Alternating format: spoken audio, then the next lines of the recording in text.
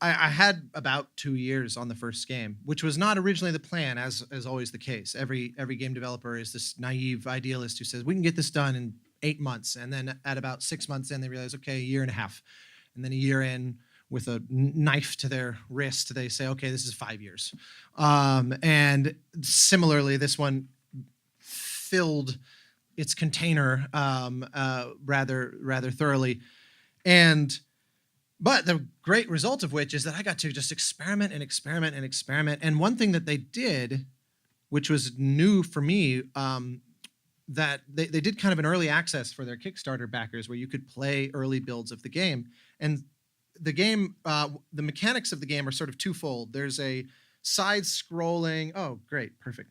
I was gonna ask you to do that, and then I got distracted, so you're beautifully in sync here. There's the game has two basic mechanics. There's this kind of side-scrolling 2D travel, which is inspired in a way by the old game, The Oregon Trail, where it's mainly about just beholding a beautiful vista and then having these little pop-ups show up that give you these incredibly difficult decisions to make that seemingly there's no win. It's just mitigating how badly you lose. Where, it'll say like two people in your caravan are fighting over, purported stolen goods. As the leader, what do? And it's like every outcome is terrible, but some are far more consequentially terrible than others. And so, because like I said, it's about trying to just endure as things get worse and worse and worse and worse. And so then you also do get into combat in the game, and whenever the combat starts, it's a turn-based strategy. In a very kind of algorithmic and straightforward sense. It's not, Dungeons and Dragons random rolls kind of things. It is literally just basic arithmetic driven, and therefore, in a sense, it's a lot like chess and a surprisingly deep strategy. So to kind of workshop their mechanics, they created this free online, PvP version of it that they called Factions. And I probably played 150 hours of that against just random people online. And it ended up being this amazing, because it was just in Steam, so I could send new music every single day and then play against someone else to test how it's working. And so I had solidly a year of just playing the game and testing things. And because I found that the music didn't, every time I tried to put like big Viking burly kick-ass energy into it, it just felt so wrong, because this is what it looks like to, I hope they don't mind my putting coffee on their piano. This is what it looks like if I were playing the game. This is how I look. Yeah, okay. Damn it. That's the, and it's beautiful. And they it's all rotoscoped people in their backyard in Texas. And so as a result, I realized big high octane music is very at odds with the experience of staring at the screen for 5 minutes and going, maybe, nah. And so then it also occurred to me narratively that was even more important, that this was not about a bunch of people who were bloodlusty, excited Viking sociopaths. It was a game about people that were very reluctant to go to war, people that were like, they were tired.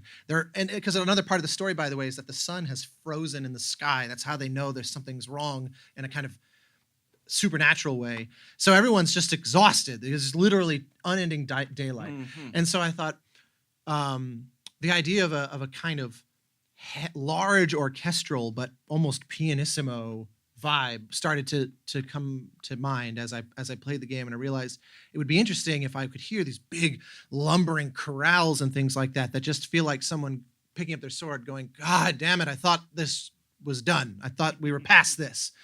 And so as I'm tinkering, at one point I just realized I intuitively I would just kind of loaded up a general orchestral template, and I was playing around with some custom sounds, and I had found out that there's this cool sort of, there's very little known of Viking music. There's just a few kind of scattered archaeological remains of instruments that have implied scales based on the sounds that these presumably made, but it's all very speculative.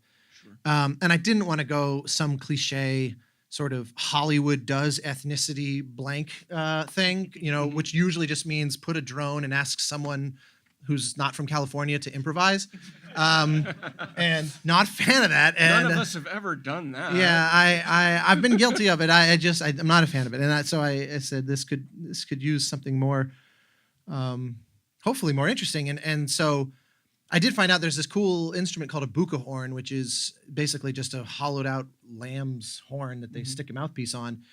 And so I did, as I always do, in that case, I called Noah Gladstone, the owner of all things mouthpiece driven, and said, have you ever heard of this thing? He said, yeah, there's a guy in like Scotland that raises a lamb and it takes a year and he'll make you one. So I was like, let's place an order right now. And so Noah one day, a year plus later, calls, says, I got my buka horn. The thing can play like 5 notes and they're all shaky as hell. And so it's awesome and perfect for that. And so we used it extensively on all 3 games.